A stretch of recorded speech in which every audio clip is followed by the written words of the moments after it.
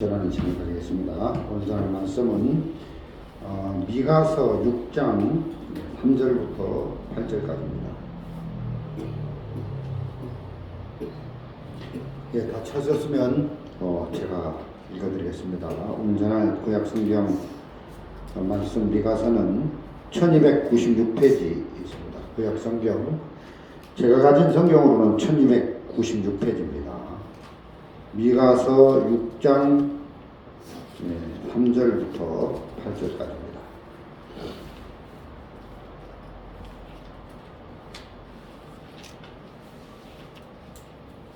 예, 다 찾으셨으면 제가 읽도록 하겠습니다. 미가서 6장 3절부터 8절입니다.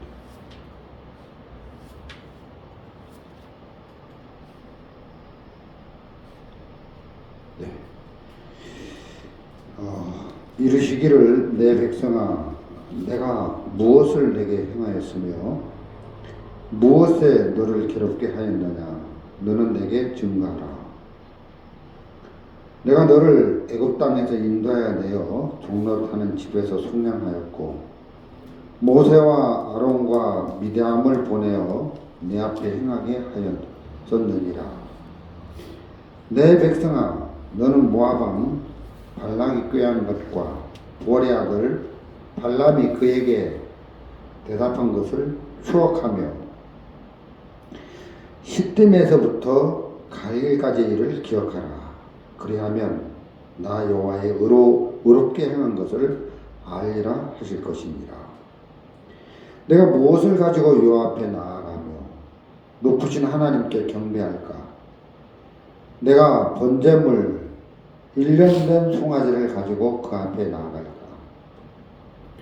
여호와께서 천천히 수양이나 만만히 강소 같은 기름을 기뻐하실까? 내 허물을 위하여 내 마다들을 내 영혼의 죄를 위하여 내 몸에 열매를 드릴까? 사람아 주께서 선한 것이 무엇임을 내게 보이셨으니 여호와께서 내게 구하시는 것이 오직 공의를 행하며 인자를 사랑하며 겸손히 내 하나님과 함께 행하는 것이 아니냐. 8절까지 예, 오늘 아침에 저는 미가서 성경을 읽었습니다. 제가 읽던 전에 읽던 그 기초선에서는 제가 그곳에서 참 오래도록 목회를 했지만 한 번도 이 구약 성경 미가서 말씀을 들어본 적이 없습니다. 그런데 이렇게 미가서 성경 말씀을 이렇게 듣는데 참 은혜가 되어서 오늘 아침에는 우리 교회에서 또 지체들과 함께 미가서 말씀을 같이 나누면서 은혜를 입었으면 하는 마음에 이 미가서 6장 말씀을 같이 나누려고 합니다. 이 미가 선지자는 그 이사야 선지자와 같은 연대의 그 시대에 활동했던 선지자입니다. 미가서 1장 1절에 보면 유대 열왕 요람과 아하스와 히스기야 시대에 모레세 사람 미가에게 임한 여호와의 말씀 곧 사마리아와 예루살렘에 관한 묵시라 했는데요. 그 유대 마지막 왕이 히스기야인데 그 히스기야의 그 앞에 그 아버지가 아하스고 그 위에 요람, 그러니까 히스기야, 아하스, 요람 이 세 왕이 활동하던 시기에 하나님의 말씀을 전하는 하나님의 종으로 이렇게 쓰임 받았던 선지자가 미가 선지자라는 거죠. 이사와 같은 연대에 활동을 했던 선지자입니다. 그런데 이 미가는 좀 색다른 면이 다른 선지자들과 좀 다른 면이 있는데 뭐냐면은 북이스라엘 사마리아 북이스라엘의 수도 사마리아와 남왕국 유다 유대 백성들을 거하는 예루살렘에서 활동을 했다는 거죠. 그러니까 이제 북이스라엘과 남유다를 남왕국을 동시에 와가면서 예루살렘에서도 말씀을 전하고 사마리아에서도 말씀을 전했던 그런 선지자입니다. 우리가 성경을 보면 잘 아시다시피 북이스라엘이 하나님을 멀리하고 하나님을 떠나서 이제 죄를 짓고 악을 행했기 때문에 아수르 사내림에 의해서 이제 멸망을 당했습니다. 그런데 이 아수르가 쳐들어와서 이 북이스라엘을 멸망시키고 그 사마리아 사람들을 다 포로로 끌고 가고 또 자기 나라 사람들을 이주해서 이제 이방인들을 사마리아에 갔다가 놓고 살게 했다는 거죠.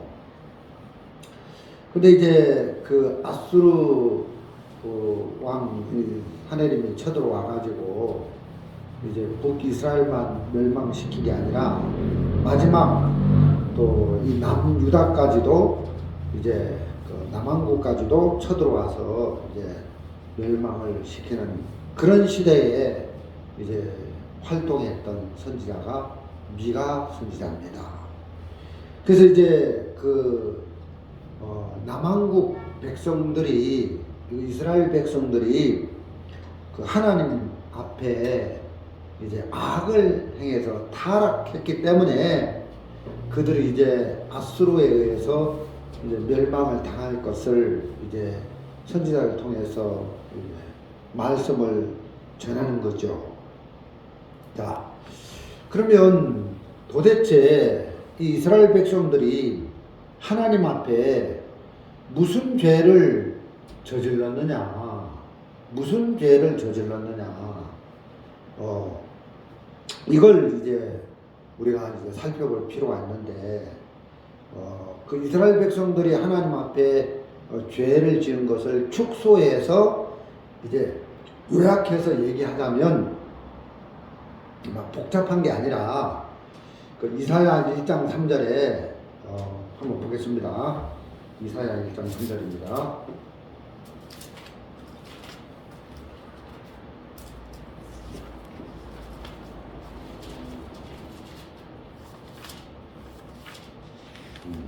소는 그 임자를 알고 나귀는 주인의 구유를 알건만은 이스라엘은 알지 못하고 나의 백성은 깨닫지 못하는도다 하였도다.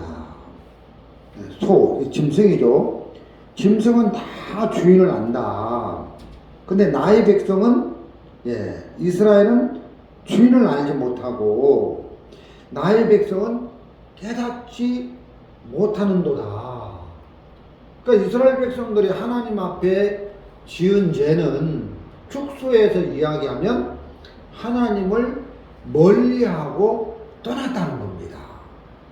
그러니까 그 이스라엘 백성들이 하나님 앞에 지은 죄가 뭐냐 하면은 하나님을 버린 죄라는 거죠. 하나님을 업신여기고 하나님을 마음에 두기를 싫어하고 하나님을 버리고 멀리 떠나가 버린 것이다. 이게 죄라는 거예요. 그래서 하나님이 이제 이스라엘 백성들을 향해서 이제 뭐라고 말씀하시냐면 6장 2절, 우리가 2절 읽지 않았지만 한번 읽어보겠습니다. 너희 산들과 땅이 견고한 지대들아, 너희는 여호와의 쟁변을 들으라. 여호와께서 자기 백성과 쟁변하시며 이스라엘과 변론하실 것이다. 자, 지금 하나님께서 산들과 땅들에게 말씀하시는 거예요. 6장 1절에도 너희는 여호와의 말씀을 들을지어다. 내게 이르기를 너는 일어나서 산 앞에 쟁변하여 작은 산으로 목소리를 듣게 하라 하셨나니. 그러니까 산이요 들으라, 땅이요 들으라. 내가 하나님, 내가 이스라엘 백성들과 쟁론해 보겠다. 이스라엘 백성들과 쟁론이라는 말은 이스라엘 백성이 옳은지 하나님이 옳은지 한번 따져보겠다. 이렇게 말씀을 하시는 거예요. 그래서 산들아 땅들아 내가 하나님이 이스라엘 백성들과 쟁론할 때에 땅과 산이 내 앞에 증인이 되라. 증인을 딱 세워가지고 이스라엘 백성들과 하나님과 쟁론을 벌이는 거예요.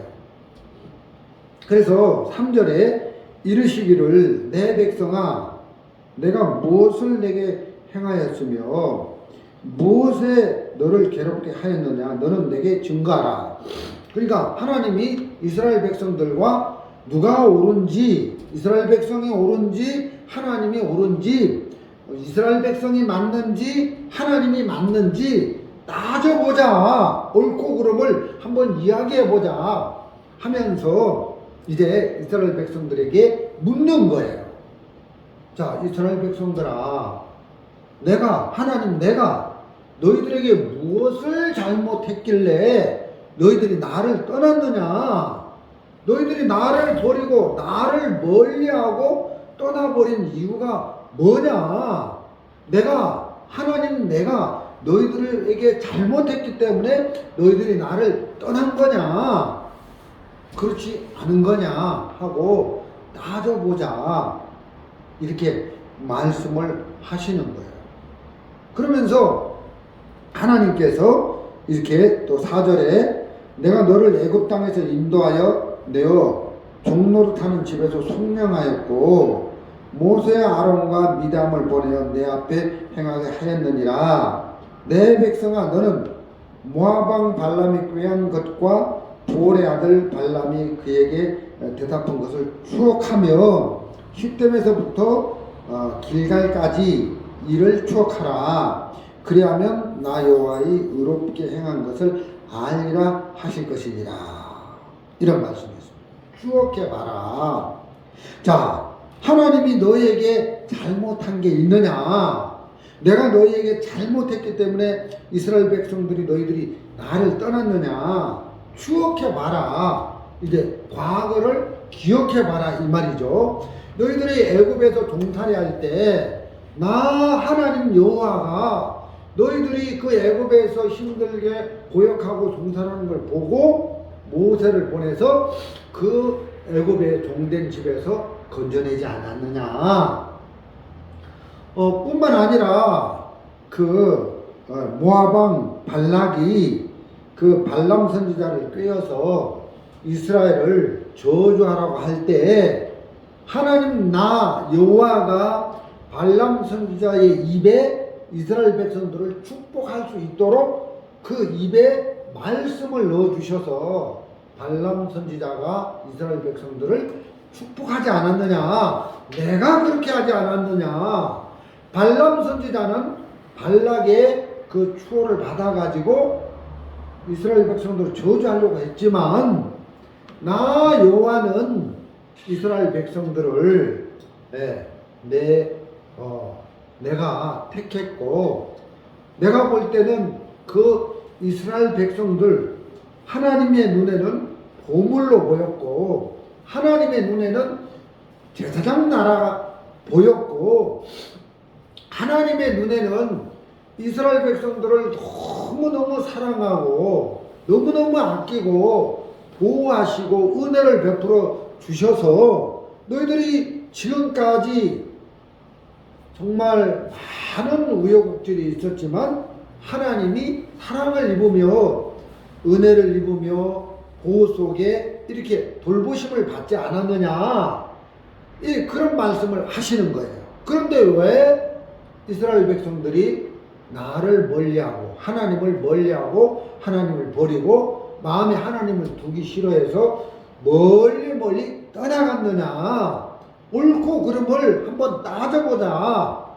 내가 너희들에게 잘못한 게 있다면 그래서 내가 너희들에게 잘못했기 때문에 이스라엘 백성 너희들이 나를 떠났다면 좀 말이 되겠지만 나는 너희들에게 잘못한 게 없고 인애와 긍휼과 사랑과 정말 자비를 베풀어서 너희들을 이렇게 이끌었는데 너희들이 나를 버리고 멀리 떠나서 하나님 없이 그렇게 멀리 간 이유가 뭐냐? 돌아와라. 지금이라도 늦지 않았으니까 마음을 바꾸고 이런 하나님의 사랑을 마음에 깨닫고 하나님께 돌아오기를 정말로 바라셔서 하나님이 이렇게 외치는 것을 볼 수가 있습니다. 그러니까 우리가 미가서 우리가 6장 이 말씀을 보면 뭘 알 수 있냐면 하나님의 마음을 알 수 있는 거예요. 어떤 마음? 하나님이 이스라엘 백성들을 너무너무 사랑하신다. 하나님이 이스라엘 백성들을 끔찍하게 사랑하고 계시는구나. 그 마음을 느낄 수가 있다는 거예요. 자, 예를 들어서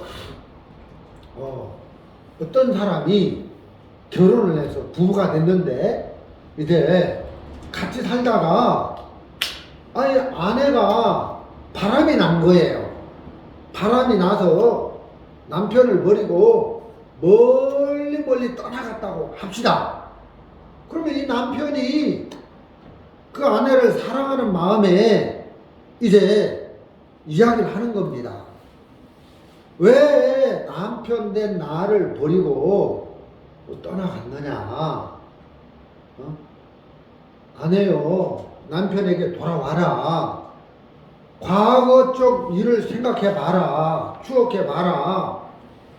당신이 매춘부로 팔려가서 어디서 매춘 생활을 할 때 내가 당신을 불쌍히 여겨서 돈을 많이 주고 거기서 건져내지 않았느냐?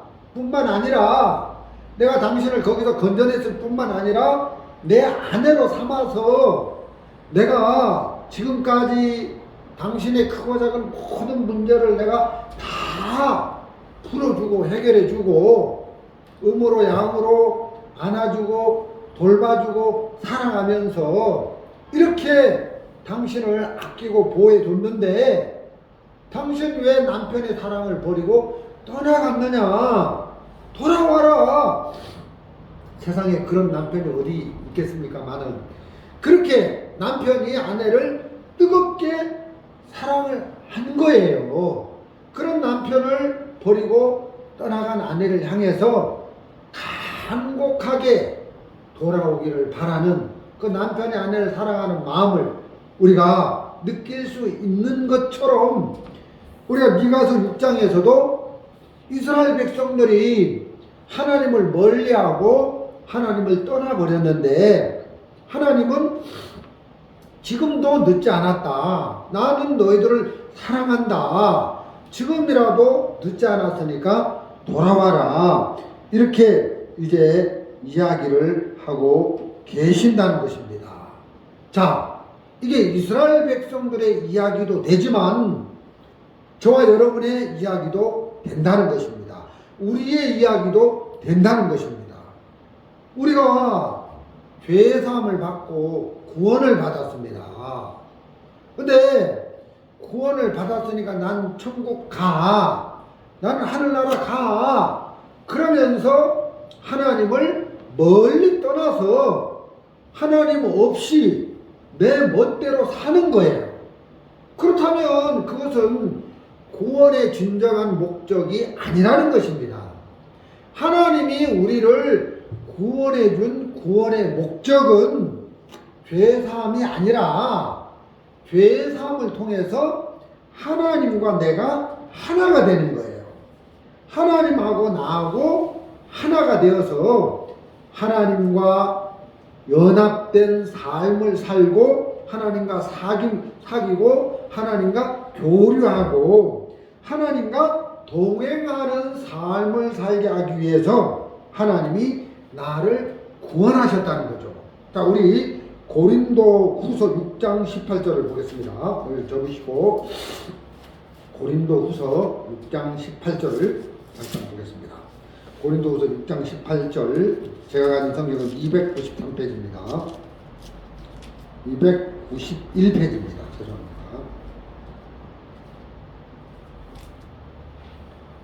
6장 18절. 예. 네, 너희에게 아버지가 되고 너희는 내게 자녀가 되리라. 전능하신 주의 말씀이니라 하셨느니라. 자, 여기 이제 고린도서 6장 18절에는 구원의 진정한 목적은 하나님이 우리의 아버지가 되고 나는 그분의 자녀가 되는 거예요. 그러니까 내가 구원받았다는 것은 아버지와 아들, 자녀의 관계라는 거죠. 또 다르게 말하면 예수님은 우리의 남편이고 우리는 구원을 받은 우리는 예수님의 아내가 됐고 또 요한계시록 3장 20절에는 여기 적으시고 요한계시록 3장 20절을 보겠습니다.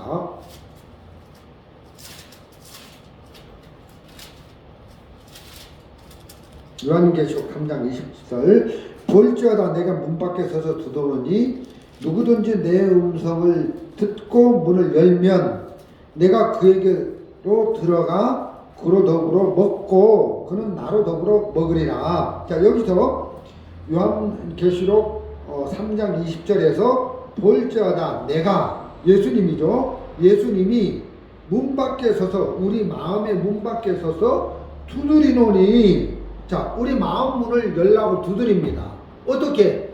복음으로. 내가 너희들의 죄를 다 씻었으니까 마음 문을 열어서 복음을 받아들여. 예수님을 받아들여. 너희의 모든 죄를 씻어주신 예수의 보혈을 마음에 받아들여 하고 이제 복음으로 우리의 마음을 두드렸다는 거예요. 이 복음이 우리 마음에 들려졌을 때 그렇구나. 예수의 피가 내 죄를 다 씻었구나. 그래서 나를 거듭나게 하셨구나 하고 마음을 열면 예수님이 우리 안에 들어온다는 것입니다. 그래서 이제 내가 그에게로 들어가 그로 더불어 먹고 그는 나로 더불어 먹으리라. 더불어 먹는 거예요. 그러니까 구원의 참된 목적은 하나님과 내가 더불어 동행을 하면서 사귐을 가지면서 교류를 하면서 더불어 먹는 이 삶이 구원의 진정한 목적이라는 것입니다. 나는 구원받았어. 지옥 안 가. 천국 가. 그리고 하나님과 더불어 사는 삶이 없고 하나님과 더불어 교류하는 삶이 없고 하나님과 더불어 사귀는 삶이 없고 내 혼자 하나님과 끊어져서 삶을 산다면 그것은 우리를 구원하신 목적에서 빗나가는 거죠. 자, 이 컵은 만든 목적이 있습니다. 이 컵을 만든 목적은 물을 담기 위해서 컵을 만든 겁니다. 이 마이크를 만든 목적이 있습니다. 이 마이크는 소리를 증폭시켜서 크게 사람들에게 전달해주는 목적으로 마이크를 만든 거죠. 그러면 하나님이 사람을 만든 목적이 있는데 하나님이 사람을 만든 목적은 뭐냐? 하나님과 하나 되어서 하나님과 더불어 동행하면서 사귀고 교류를 나누기 위해서 하나님이 우리를 만들었다는 거죠. 하나님이 우리를 구원한 목적이라는 거죠. 그래서 어떤 물건이 목적에 맞춰져서 삶을 살아가는 삶을 살 때 그것이 가치가 있지 목적에서 빗나가 버리면 그게 의미가 없다는 것입니다. 자, 우리가 성경을 읽어보면 우리 첫 조상 아담 하와가 하나님의 형상대로 지음을 받았습니다. 그 하나님의 형상대로 지음을 받았는데 범죄를 하면서 에덴 동산에서 하나님과 멀어져서 이제 하나님을 떠나버렸습니다. 그래서 이제 자기가 주인이 돼서 자기 중심적으로 세상을 살아가면서 살아가게 되는데 오늘날 아담 안에서 태어난 모든 사람들이 태어나면서부터 하나님을 멀리해서 하나님을 떠나서 이제 하나님 아닌 하나님과 더불어 동행하거나 하나님과 더불어 살면서 행복한 삶을 사는 게 아니라 하나님 없는 그래서 세상을 사랑하고 세상의 부를 사랑하고 세상을 더 하나님보다 크게 여기면서 살아가게 됐는데 그게 잘못된 삶이라는 거죠. 우리가 하나님이 사람을 만들 때 몸과 영혼으로 이렇게 만드셨는데 하나님께서 이렇게 우리의 영혼에 이 영혼이 몸에 초점을 맞춰서 살 때 행복한 게 아니라 우리 영혼은 하나님에게 초점을 맞추고 우리 영혼이 하나님을 받아들였을 때 행복한 삶이 된다. 근데 이 영혼이 몸을 위해서 살면 행복하지 않다는 것입니다. 그래서 하나님이 우리 사람을 만든 목적이 그 영혼이 하나님과 더불어 하나님의 말씀을 그 영혼에 접목시켜서 하나님과 더불어 동행하는 삶을 살 때 행복하다는 것입니다. 성경에 보니까 하나님이 우리와 동행을 하시면 진짜 뭐 푸른 초장을 거닐어도 행복하고, 성경에 보면 이제 그 하나님과 동행하면서 풀무불에 들어간 다니엘 이야기가 나오는데 하나님이 다니엘과 그 세 친구들과 같이 동행을 하시니까 풀무불에 들어가도 아무렇지도 않더라고요. 불에 거슬리는 흔적도 없고 머리카락이 타지도 않고. 그러니까 하나님이 우리와 함께 하시고 동행을 하시면 푸른 초장도 문제가 안 되고 풀무불도 문제가 안 되고 어떤 곳이라도 아무 문제가 안 되더라는 거죠. 자, 우리가 요즘 어렵다, 힘들다, 내가 참 고통스럽다, 이런 말을 하는 이야기들을 종종 들을 수 있는데 그것은 내가 지금 하나님과 더불어 살지 않고 있기 때문에 그렇다는 거예요. 하나님과 더불어 살면 푸른 초장에서 이렇게 문제가 없는 것도 맞지만 풀무불에 들어가도 정말 이렇게 몸이 거슬려지는 흔적도 없고 한 것처럼, 그래서 우리 인생이 행복하려면 하나님과 동행하는 삶을 살아야 진정한 행복이 있다. 이런 말씀을 좀 드리고 싶은 것입니다. 그래서 하나님과 동행하는 삶이 너무 행복하다, 이런 마음이 듭니다. 우리 미가서 6장 4절을 보겠습니다.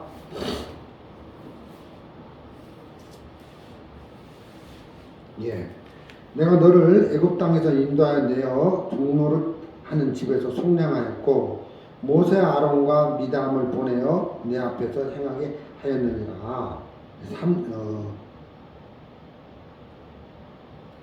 5절에 내 백성아, 너는 모압 왕 발락이 꾀한 것과 부월의 아들 발람이 그에게 대답한 것을 추억하며. 이 추억, 기억한다는 이런 단어가 나오는데 과거를 이스라엘 백성들에게 너희들은 과거를 한번 생각해봐라. 과거에 하나님이 이스라엘 백성들을 애굽 종된 데서 건져내지 않았느냐.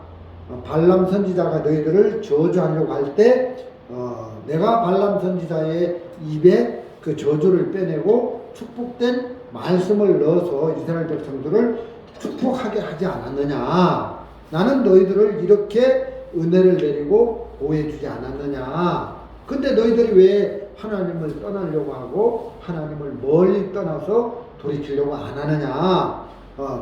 그래서 이제 하나님 이스라엘 백성들과 쟁론하는 변론하는 이야기가 이렇게 나오는데, 저도 이렇게 기도선을 나와서 외롭잖아요. 외롭고 좀 쓸쓸할 때 이렇게 추억을 해보는 겁니다. 내가 지난 과거 구원받았을 때를 이렇게 추억을 해보는 겁니다. 기억을 해보는 겁니다. 참 저는 저희 아버지가 6.25 사변 때 이렇게 월보 가셔서 정말 그 아버지 그 주변에 가족들도 없고 그런 가정에서 태어났는데, 그리고 이제 그 아버지하고 어린 시절 이제 헤어져서 참 아버지 없는 인생을 살면서 마음이 참 슬프고 허무했는데, 그래서 제가 젊은 시절 제가 이제 20대 초반 때 구원을 받았는데, 참 인생이 너무 허무하다, 너무 슬프다. 그래서 참 약 먹고 자살해서 죽어야지. 그래서 이제 자살 직전에까지 이렇게 마음을 이렇게 내어줬는데, 어느 날 복음의 말씀을 듣고 예수님이 나를 이렇게 사랑하셔서, 하나님 나를 이렇게 사랑하셔서 내 죄를 다 씻어주시려고 예수님이 십자가에 못 박혀 돌아가게 하셨구나. 나를 구원하셨구나. 그래서 세상 부모도 나를 버리고 세상 형제 지간도 나를 버리고 이렇게 슬픈 인생을 살았는데, 하나님은 나를 버리지 않는구나. 그 하나님이 나를 구원하신 그 사랑을 내가 생각하면서 너무너무 감사했거든요. 너무너무 막 흐뭇하고 마음이 막 뜨거워지고, 그래서 내 인생을 복음을 위해서 살아야 되겠다. 그래서 성경학교를 가게 된 거고, 또 말씀을 배우면서 내 평생을 복음을 위해서 사는 이런 길로 하나님이 이끌어 주셨는데, 그래서 나는 내가 외롭거나 절망에 빠지거나 좀 안 좋은 일이 있을 때, 마음이 시무룩할 때마다 내가 구원받을 때를 이렇게 생각하는 거예요. 그래서 이제 구원받고 지금까지 쭉 인생을 살아오면서 순간순간 하나님이 나를 이끄시고 도우시고 보호하셨다. 과거에 나를 이끄시고 보호하시고 은혜를 베풀어서 나를 행복하게 오늘날까지 살게 하신 그 하나님을 추억해 보면 믿음이 막 생기는 거예요. 그래서 그 하나님 앞에 감사해서 그냥 찬송하고 예배드리고 기도하고 하나님과 동행하고 모든 영광을 주께 돌리고 이런 것들이 마음에서 자연스럽게 되다 보니까 내 마음에 남는 것은 감사만 남게 되더라는 거죠. 감사만 있게 되더라는 거죠. 그래서 오늘날까지, 과거로부터 오늘날까지 나를 음으로 양으로 보호하시고 은혜를 베풀어 주신 하나님, 그 하나님을 기억하고 추억하다 보면 앞으로도 내게 남은 미래, 내게 남아있는 미래에도 내일도 하나님이 이렇게 복되게 이끄시겠구나, 그 마음이 들고, 또 구원받고 신앙생활을 하면서 하루하루를 살아가다가 보면 갑자기 생각지도 않는 문제가 올 때도 있고 어려운 형편 속에 빠질 때도 있는데, 그때 또 과거에 나를 이끌었던 하나님을 생각해 보면, 하나님을 기억해 보면 지금 만나는 이 어려움에서도 나를 건져내시겠구나, 그 마음이 제 마음에 사무친다는 거죠. 그래서 모든 영광을 주께 돌릴 일만 남았고, 그 하나님께 찬송하고 하나님께 예배드리고, 그래서 마음에 남는 것은 하나님을 향하여 감사한 마음, 믿음만 남게 되더라는 거죠. 그래서 하나님이 그 이스라엘 백성들에게 내가 너희들에게 이렇게 은혜를 베풀고 이렇게 보호를 했는데 너희들은 왜 나를 버리고 멀리 떠났느냐 하고 이스라엘 백성들을 딱 가운데 세우고 산이여 땅이여 너희들이 증인이다 하고 변론을 하시면서 이제 옳고 그름을 따져보는 거죠. 그래서 이제 하나님이 돌아오라고, 나는 너희들에게 잘못한 게 없으니까 돌아오라고 이렇게 말씀을 전하는 걸 볼 수 있습니다. 저도 이제 구원받고 지금까지 인생을 살면서 참 어려웠을 때가 참 많습니다. 제가 이제 시에라리온에서 이제 선교할 때에 그 나라에 에볼라가 왔는데, 이제 그 에볼라 전염병으로 사람들이 많이 죽어가고 하는데, 이렇게 그래서 이제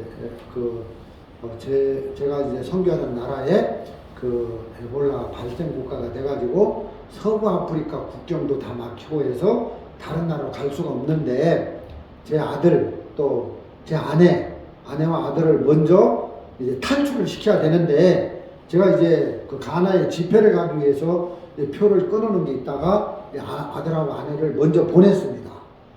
그리고 나니까 아내는 이제 다른 나라로 이제 갔는데 저는 이제 갈 여비가 없었어요. 아들도 갔고. 그래서 저는 이제 물질도 없고 막 그런데 물질이 어려워서 참 힘들었는데 근데 그때 마침 한국에 있던 어떤 자매님이 그 전에 이제 우리나라 그 집회할 때 한번 다녀가신 분이 아유 목사님 선교사님 그 나라에 에볼라가 일어나서 사람들이 많이 죽는다는데 아직도 그 나라에서 나오지 못했어요?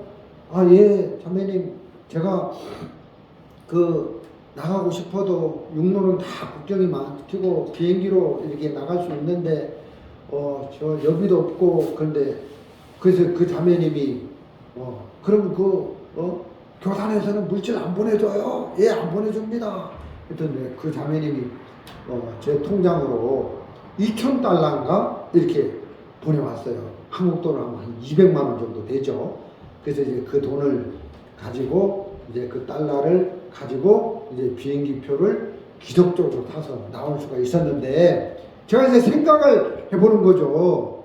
내가 물질적으로 굉장히 어려움을 당할 때 그때 하나님이 기적적인 방법으로 이렇게 도우셨는데 그걸 이제 생각하면 그 어려울 때 도우신 하나님을 생각하다 보면 마음에서 영광을 막 하나님께 돌리고 싶은 마음이 막 저절로 일어나고 그 나를 그 물질의 궁색함 어려움에서 도왔던 하나님을 생각하면 그 하나님을 향해서 이 찬송하는 마음이 막 마음에서 저절로 일어나서 마음에 이제 하나님을 향한 믿음이 생기고 감사가 이렇게 마음에서 막 솟아오른다는 거죠.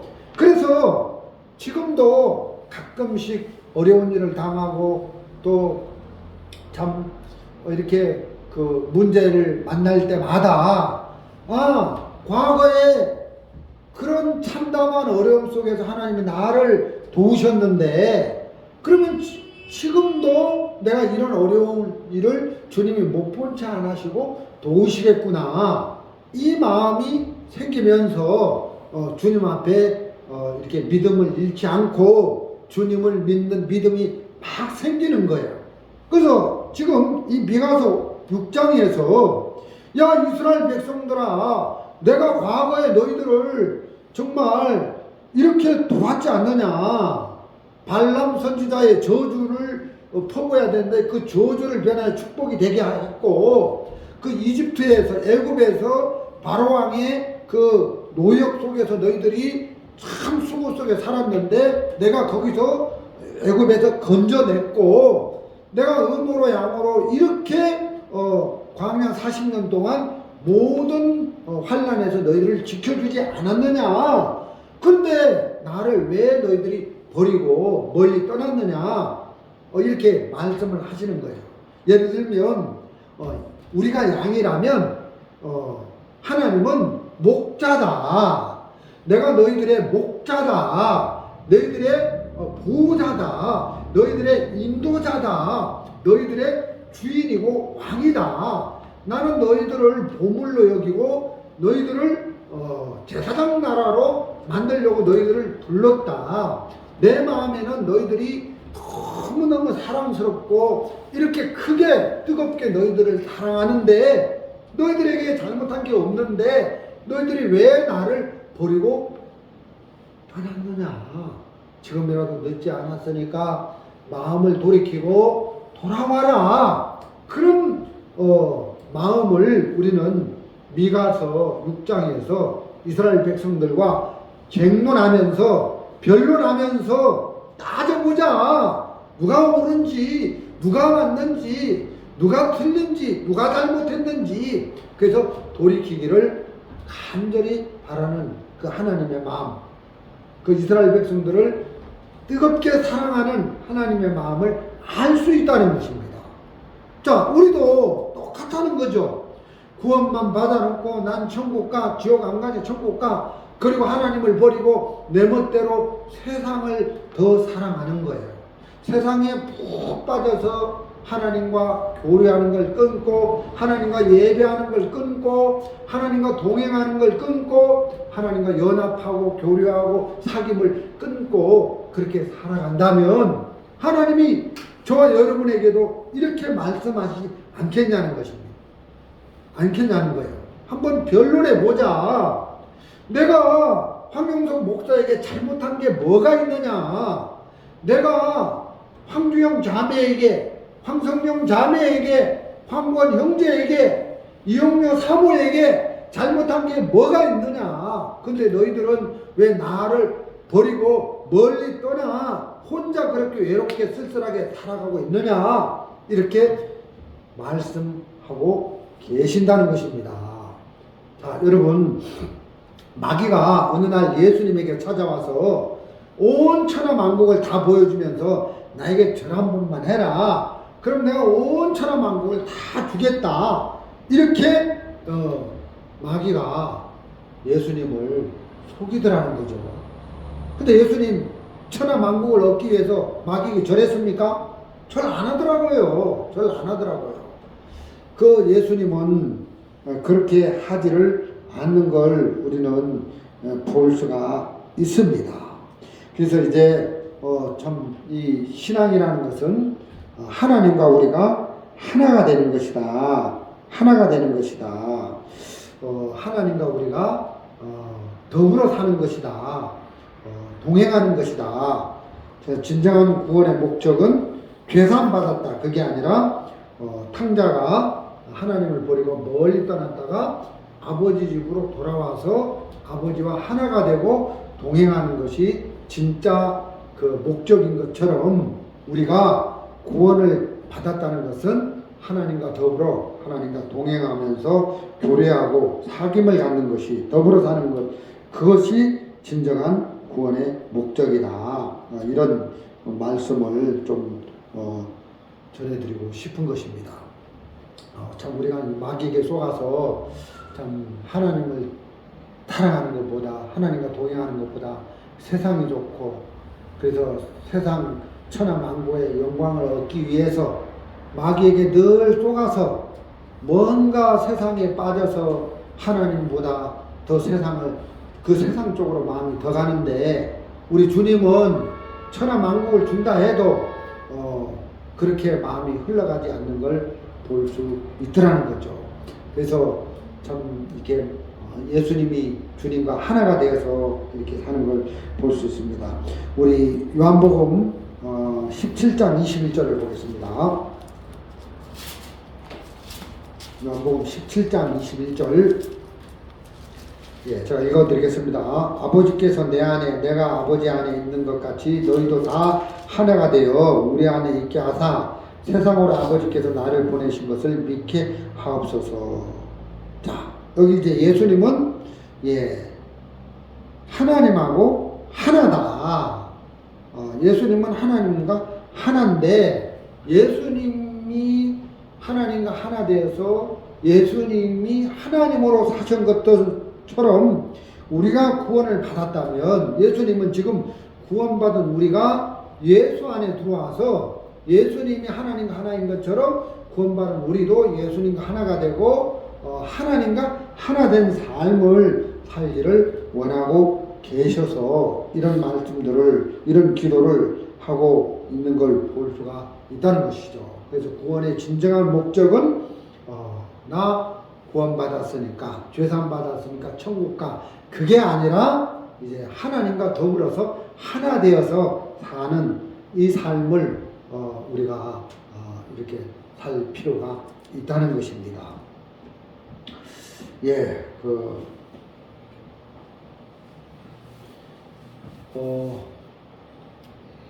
미국에 어떤 철도 사업가가 있는데, 철도 사업가 왕이죠. 이 사람이 임종한 시기가 돼서 이제 임종 때가 됐는데, 그 아들이 아버지 머리맡에 앉아가지고 이야기를 하는 겁니다. 아버지, 아버지는 훌륭한 삶을 사셨습니다. 왜냐하면 아버지는 미국에 철도 사업을 성공으로 이끌어서 그 미국 진짜 크잖아요. 땅덩어리가. 근데 이제 많은 사람들을 관광을 하고 여행을 하고 이렇게 철로로 이렇게 할 수 있도록 공여를 하셨습니다. 기여를 하셨습니다. 그래서 아버지는 미국의 철도 사업가로 이제 아주 훌륭한 삶을 사셨고, 철도 사업을 하느라고 미국의 그 실업자들을 많이 건지는 일을 하셔서 이제 그 실업률을 없애는데도 기여를 하셨습니다. 이렇게 사시다가 이제 임종 때가 됐는데 아버지는 훌륭한 사업가로 인생을 마치기 때문에 아버지는 훌륭한 삶을 사셨습니다. 하면서 이제 임종식 앞에 이제 아까 아들이 이제 아버지를 향해서 막 이야기를 하는데, 그 이야기를 다 듣고 아버지가 뭐라고 하냐면, 아들아, 나는 네 말대로 이렇게 철도 사업을 하면서 미국을 그 많은 사람들을 관광 쉽게 할 수 있도록 철도를 놓았고 또 실업률을 없애고 하는 이런 일들을 하다 보니까 내 시간을 거기에 다 빠져서 사는 동안 하나님과 하나가 되어서 동행하는 삶을 살지 못했다. 그래서 내 인생은 실패한 인생이다. 일에 푹 빠져 사느라고 하나님 없는 삶을 살았기 때문에 실패한 인생이다. 이렇게 이야기를 했다고 하는 걸 들었습니다. 정말 맞는 이야기죠. 우리가 일 속에 빠지고 세상에 빠져서 돈에 빠져서 이렇게 세상을 사랑하고 거기에 푹 빠져서 취해서 사는 동안 나를 구원하신 하나님을 멀리 떠나서 하나님과 사귐을 갖지 못하고 하나님과 더불어 동행하는 삶을 살지 못하고 살았다면 그 사람은 실패한 인생이라는 거예요. 여러분, 우리가 하나님과 동행하고 하나님과 더불어 하나가 된 삶을 살면서 하나님 우리의 크고 작은 문제들을 다 복으로 바꿔줘서 우리가 행복한 삶을 사는데, 그래서 하나님과 더불어 동행하는 이 삶이 가장 가치 있는 삶이고 하나님과 동행하면서 더불어 사는 이 삶이 행복한 삶이고, 우리 인생이 가장 아름다운 모습이 바로 우리를 구원하신 하나님과 동행하면서 더불어 사는 이 삶이 아니겠느냐. 이것이 가장 아름다운 삶이다. 이렇게 하나님이 우리에게 말씀을 하고 있고, 그게 우리를 만드신 목적이다. 우리 영혼이 육체에 빠지는 게 아니라 우리 영혼이 우리를 구원하신 하나님과 더불어 하나가 되어서 하나님을 바라보고 하나님의 말씀을 우리 영혼에 접목을 시키고, 그래서 말씀과 더불어 말씀의 이끌림을 받고 하나님의 이끌림을 받는 이런 삶을 사는 것이 가장 가치 있고 보람되고 행복하고 아름다운 삶이 된다는 것입니다. 그 철도왕, 미국의 철도왕이 진짜 철도 사업에 바빠서 그 일을 하느라 하나님과 동행하지 못하고 하나님을 업신여기고 하나님을 소홀히 여기고 그렇게 산 그 삶이 실패한 삶을 살았다고 하는 것처럼 그렇다는 것입니다. 6절 말씀 보겠습니다. 미가서 6장 6절, 내가 무엇을 가지고 요 앞에 나아가며 높으신 하나님께 경배할까?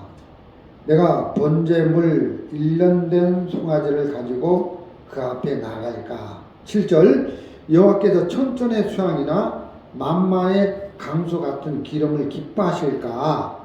내 허물을 위하여 내 맏아들을, 내 영혼의 죄를 위하여 내 몸의 열매를 드릴까?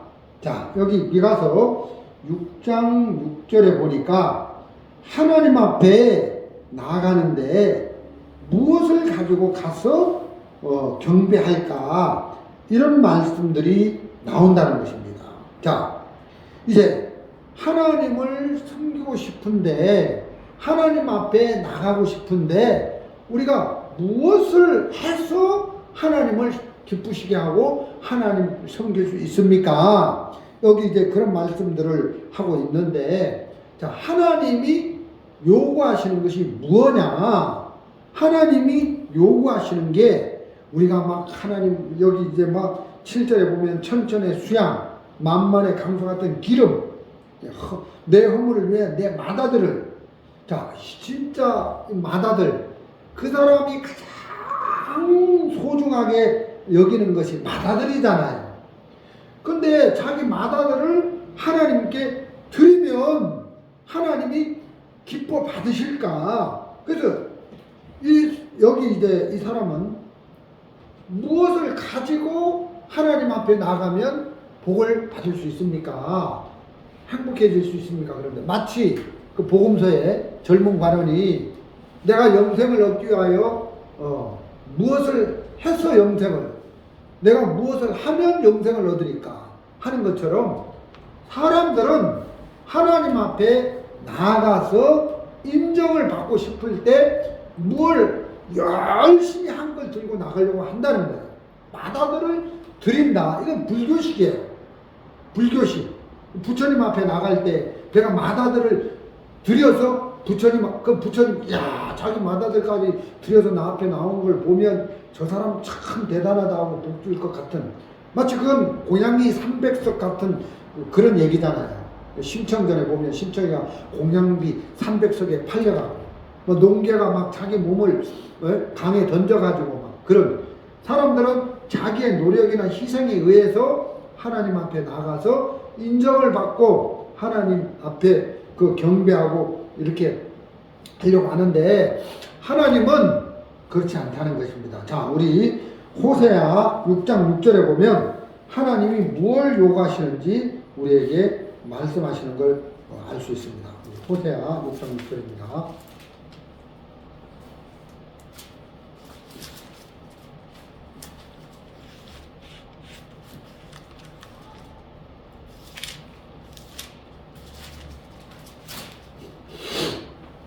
예, 네, 제가 가지고 성경 구약성 1261페이지입니다. 6장 6절. 나는 인애를 원하고 제사를 원치 아니하며 번제보다 하나님 아는 것을 원하노라. 나는 인애, 자비죠, 자비, 예, 불쌍히 여기는 마음. 제사를 원치 아니하고 번제보다 하나님 아는 것을 원한다. 하나님은 예, 제사를 원치 않는다. 번제보다 하나님 아는 것을 원한다는 거예요. 하나님을 아는 것을 원한다.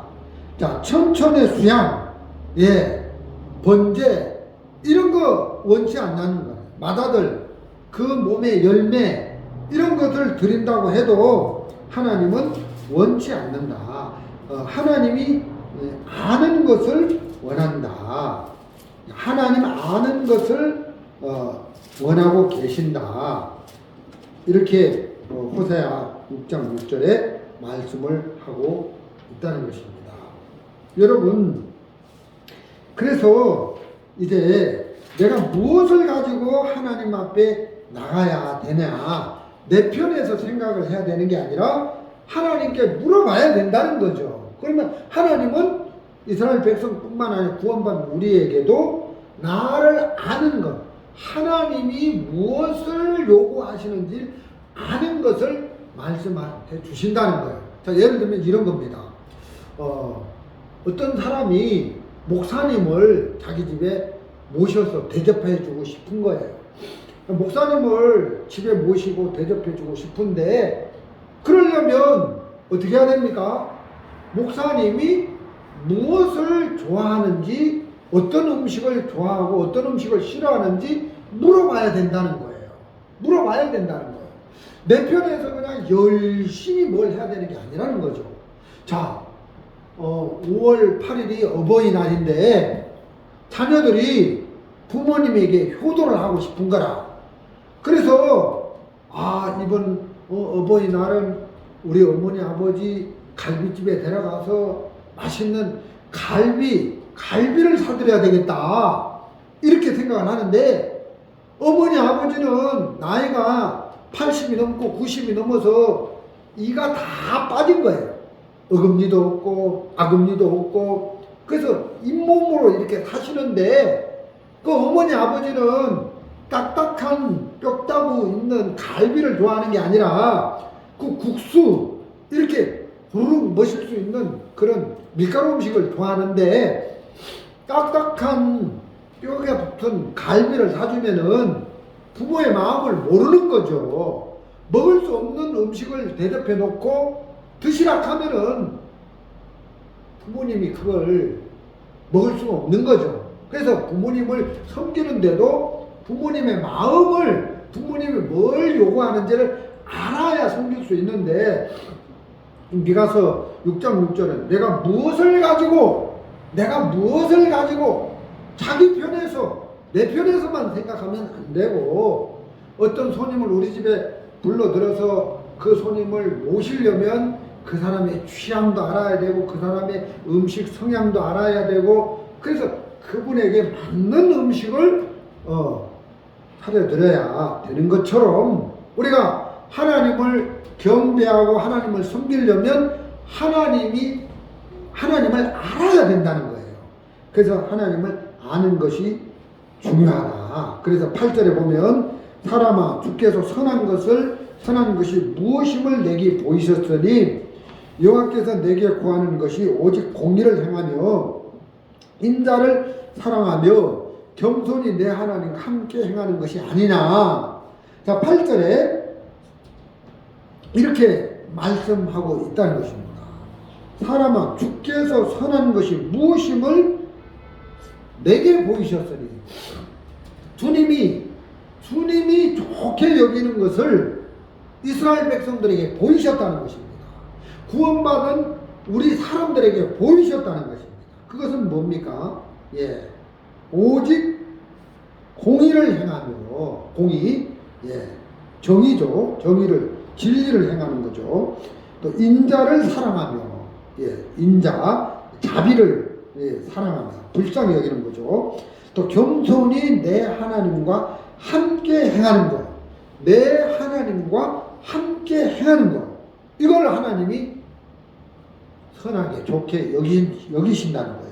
그래서 이 말씀을 보면 하나님이 날 보고 자비를 베풀라고 하시는구나, 날 보고 정의로운 삶을 살라고 하시는구나. 나는 경찰관도 아닌데 이렇게 생각할 수도 있겠지만 그게 아니라 우리가 정확히 보면 불의가 없이 공의롭게 사는 것, 또 불쌍히 여기면서 사는 것, 또 하나님과 함께 행하는 것, 이렇게 살려면 이렇게 사신 분은 예수님밖에 없다는 거예요.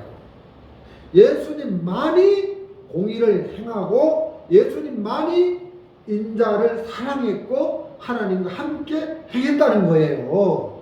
그러면 예수님이 이렇게 사셨는데 우리에게도 이렇게 살라고 하시는 것은 예수님이 이렇게 사셨는데 이렇게 사신 예수님 안으로 들어가서 예수님으로 살면 우리도 이렇게 살 수 있다. 그 이야기를 하나님이 우리에게 하고 계신다는 것입니다. 그래서 갈라디아서 2장 20절에 보면 보겠습니다. 갈라디아서 2장 20절.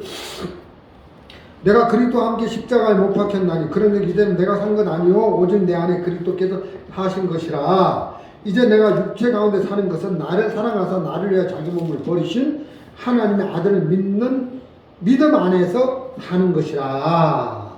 자, 내 안에 예수님이 사신 것이다. 바울은 이렇게 말씀하고 있다는 것입니다. 그래서 내가 육체 가운데 사는 것은 나를 위하여 자기 몸을 버리신 예수를 믿는 믿음 안에서 사는 것이다. 그래서 예수 안에서 살 때 우리도 자비를 베풀고 불쌍히 여기고 공의를 행하고 이렇게 살 수 있다는 것이죠. 그러니까 우리 스스로 이렇게 살라는 게 아니고 이렇게 사신 예수님 안에 들어가서 예수님으로 살면 이렇게 하나님이 우리에게 요구하시는 이 8절의 삶을 살 수 있다. 그래서 하나님이 우리에게 예수님을 보내주신 것이고, 그래서 하나님 우리에게 성령을 선물로 주신 거 아니겠느냐. 우리가 이런 삶을 못 살기 때문에 이런 삶을 살게끔 하시려고 예수님을 보내시고 성령을 보내셔서 이런 삶을 살게 하셨다는 것입니다. 자, 예를 들면 그래서 예를 들면 이런 거죠.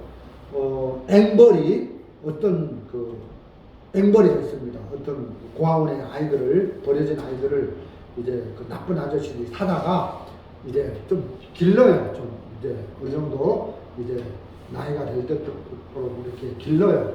그럼 이제 초등학교 갈 나이쯤 되면 그 아이들을 이제 기억을 시키는 거죠. 껌을 팔아와라, 소매치기를 해라 해가지고 껌파리를 보내는 겁니다. 그러면 이제 도망도 못 가요. 나쁜 아저씨들이 저쪽에 서서 지키기 때문에. 그러면 그 애는 싫어도 해야 되고 좋아도 해야 되고 하기 싫어도 해야 되고, 안 그러면 저녁에 와가지고 껌파리 5만원 했는데 3만원밖에 못 팔아왔다. 그럼 막 밥도 안 주고 막 매를 막 때리는 거예요. 그렇기 때문에 이 애는 자기의 의지와 상관없이 그 나쁜 떡대 같은 아저씨들이 나쁜 아저씨 시키기 때문에 해야 된다는 거예요. 그래서 이제 죄를 짓는 그런 삶을 사는데, 그래서 이 아이들은 거기서 벗어날 수도 없어요.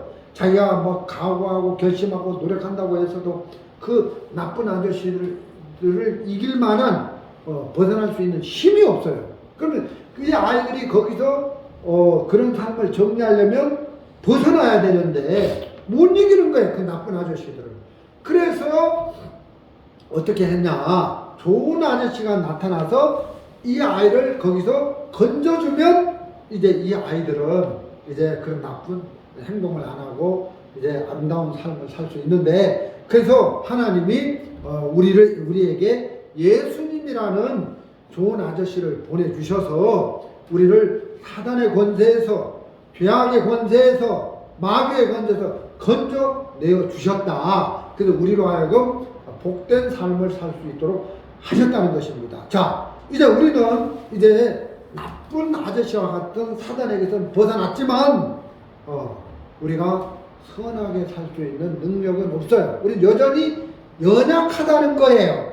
그래서 이제 좋은 아저씨 대신 예수님을 우리에게 주셨는데, 그 예수님을 쳐다보고 그 예수님과 더불어 동행하고 그 예수님을 막 붙잡고 살아가야 된다는 거예요. 그래서 우리가 그 로마서 8장 26절에 보면, 우리 한번 보겠습니다. 로마서 8장 26절, 이와 같이 성령도 우리 연약함을 도우시나니 우리가 마땅히 빌 바는 알지 못하나 오직 성령이 말할 수 없는 탄식을 우리를 위하여 친히 간구하시느니라. 자, 이와 같이 성령도 우리 연약함을 도우시나니, 자, 우리가 구원을 받아도, 우리가 마귀에서 벗어났어도 우리는 여전히 마귀를 이길 힘이 없는 연약한 사람이라는 거예요. 그래서 우리는 이제 구원 받았으니까 내 멋대로 살아야 되는 게 아니라 그 예수님, 좋은 아저씨 된 예수님을 붙잡고 살아야 되는 거예요. 자, 예수님, 하나님, 나를 버리지 마십시오. 나 이렇게 연약한 사람인데 또 죄에 빠지고 또 실수하고 또 범죄할 수밖에 없습니다. 그래서 예수님을 바라봅니다. 예수님, 나를 붙잡아 주십시오. 그래서 예수님과 동행하는 삶을 사는 거죠. 예수님을 이렇게 의지하고 예수님을 바라보고 예수님과 동행하는 삶을 사는 거예요. 마치 고아 같은 버려진 아이인데 좋은 사람이 우리를 양아들로 삼아서 그 좋은 사람이 우리 아버지가 되고 나는 그분의 자녀가 된 거예요.